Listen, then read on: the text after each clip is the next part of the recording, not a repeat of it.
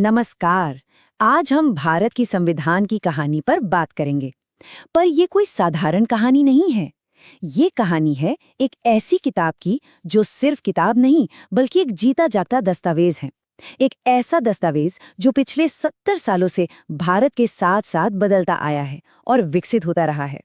तो सवाल ये उठता है कि भाई 1950 में लिखा गया संविधान आज 21st सेंचुरी में 140 करोड़ लोगों के लिए रेलेवेंट कैसे है। मतलब इतनी पीढ़ियां गुजर गईं, जमाना कितना बदल गया। तो इसका जवाब पता है कहाँ है? खुद संविधान के अंदर ही छुपा है।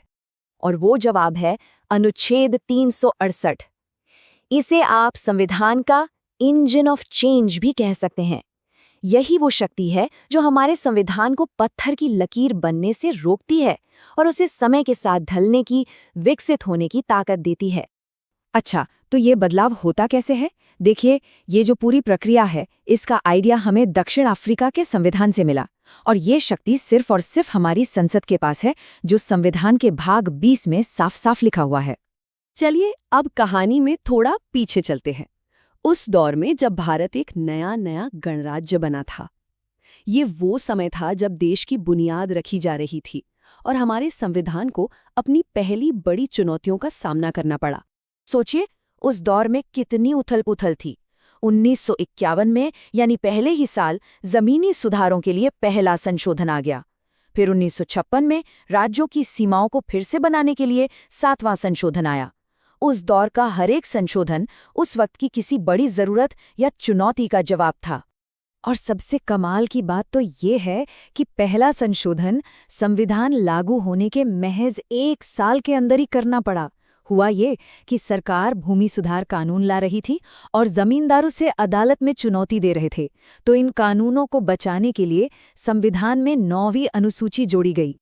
ये संशोधन सिर्फ कानून नहीं बदल रहे थे, ये तो सचमुच में भारत का नक्शा बना रहे थे। 7वें संशोधन ने भाषा के आधार पर 14 राज्य और 6 केंद्र शासित प्रदेश बनाए और उसके बाद एक एक करके 10वें, 12वें और 14वें संशोधनों के जरिए दादरा और नगर हवेली, गोवा और पुडुचेरी जैसे इलाके भारत का अभिन्न अंग बने। और फिर आया एक बहुत बड़ा मोड़।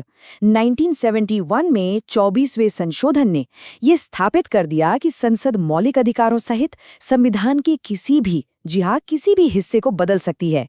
इस एक कदम ने आने वाले समय में संसद और सुप्रीम कोर्ट के बीच एक बहुत बड़े टकराव की जमीन तैयार कर दी थी। तो अब हम कहानी के सबसे नाटकी, सबसे तनावपूर्ण दौर में आ गए हैं।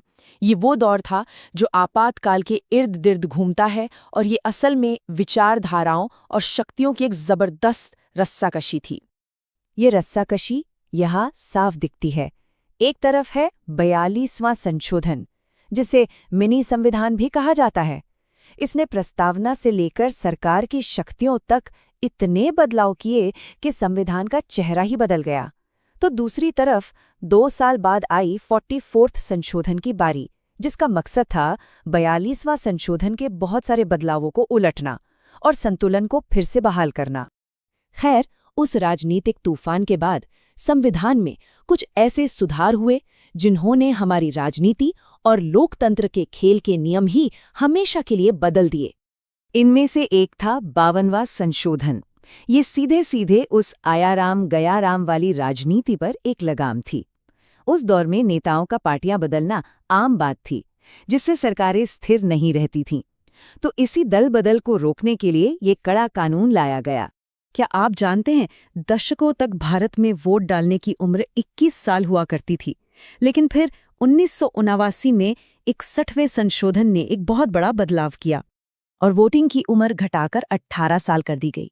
सोचिए, एक झटके में देश के करोड़ों नौजवानों को लोकतंत्र में अपनी आवाज उठाने का हक मिल गया। ये एक क्रांतिकारी कदम था। इसके बाद 1992 में 2 बहुत बड़े कदम उठाए गए लोकतंत्र को असल में जमीन तक, गांव-गांव और शहर-शहर तक पहुंचाने के लिए। 73वें संशोधन ने पंचायतों को और 74वें संशोधन ने नगर पालिकाओं को संवैधानिक दर्जा दिया। मतलब सत्ता अब सिर्फ दिल्ली या राज्यों की राजधानियों में नहीं, बल्कि स्थानीय स्तर पर भी थी।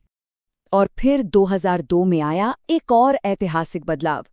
86वें संशोधन ने शिक्षा को एक मौलिक अधिकार बना दिया। इसका मतलब ये था कि अब 6 से 14 साल के हर बच्चे को मुफ्त और अनिवार्य शिक्षा पाने का संवैधानिक हक था। और अब आते हैं हम आज के दौर में, यानी 21वीं सदी।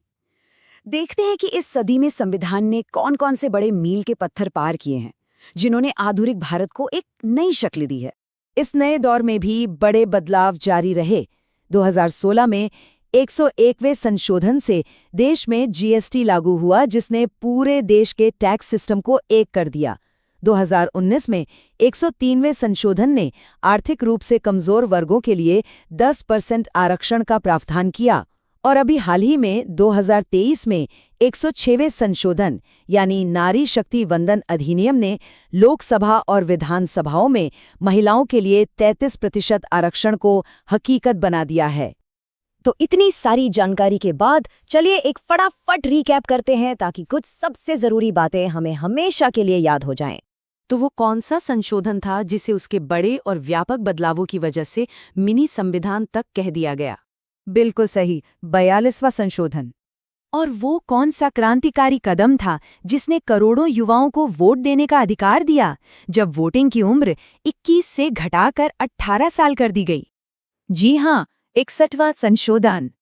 तो ये पूरी यात्रा हमें दिखाती है कि भारत का संविधान वाकई में एक बहती हुई नदी की तरह है, जो हमेशा आगे बढ़ता रहता है। और अंत में यही सवाल हमारे सामने खड़ा होता है, जैसे जैसे भारत बदल रहा है, विकसित हो रहा है, इसका अगला संवैधानिक अध्याय क्या होगा? इसका जवाब तो खैर आने वाला वक्त ही देगा।